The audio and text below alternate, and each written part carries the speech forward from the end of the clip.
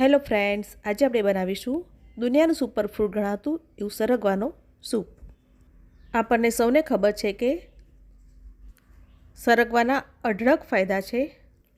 સરગવાનું શાક, સરગવાનો soup, સરગવાનો powder, સરગવાની કઢી, બાફેલો સરગવો, કોઈપણ રીતે આપણે સરગવો લેવો જોઈએ। તો આવી લાંબી સિંગમાં આવતો સરગવો તેને ઇંગ્લિશમાં ડ્રમસ્ટિક પણ કહેવામાં આવે છે। સરગવાની પસંદગી કરતી વખતે કૂણી સરગવો હોય એવી પસંદગી કરવાની, તો એ સ્વાદમાં મીઠો રહેશે। અને થોડી જાડી સિંગ હોય એની અંદરના બીજ જે હોય એ પણ મીઠા લાગશે, પણ જો વધારે જાડી સિંગ પસંદ કરશો તો એના બીજ હાર્ડ હશે। તો સરગવાને સૌથી પહેલાં આપણે કટિંગ કરી લઈશું।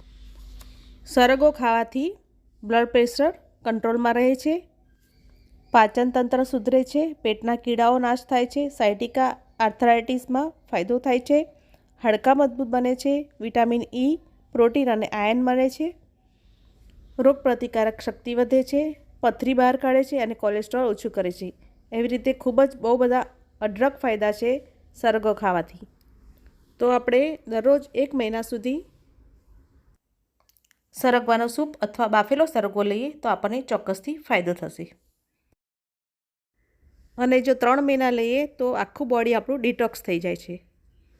તો આપણને સસ્તો અને મફત મળતો સરગવાનો ફાયદો આપણે ઉઠાવવો જ જોઈએ। સિંગ બધી સુધારીને તૈયાર છે। હવે આપણે તેને બાફી લઈશું। તો એક કુકરમાં આપણે તેને સિંગને લઈ લઈશું અને જરૂર પૂરતું પાણી ઉમેરીને આપણે તેને 3 થી 4 સીટી થાય એ રીતે આપણે બાફવા માટે મૂકીશું।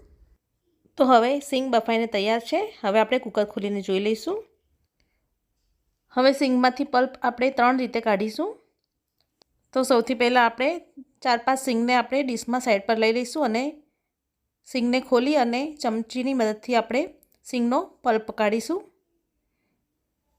આ રીતે સિંગમાંથી બધો પલ્પ કાઢીશું।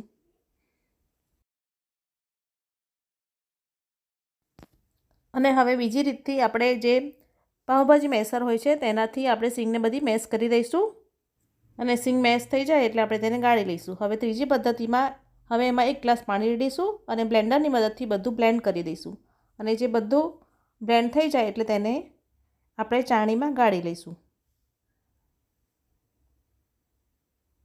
હવે આપણે જે બ્લેન્ડ થયું છે બધું એને આપણે ચાળણીમાં ગાળી લઈશું।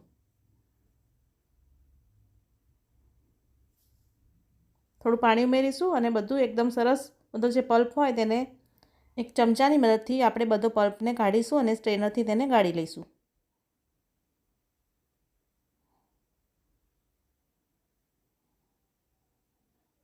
આ રીતે એકદમ સરસ દબાવીને બધો પલ્પ કાઢી લઈશું। જો આ રીતે બધો સરસ પલ્પ નીકળી જશે। હજી પણ આપણે તેમાં અડધો ગ્લાસ જેટલું પાણી રેડીશું અને બધું જે હોય એ બધું જ કોરું પડી જશે અને બધી સિંગ એકદમ કોરી થઈ જશે, પલ્પ નીકળી જશે।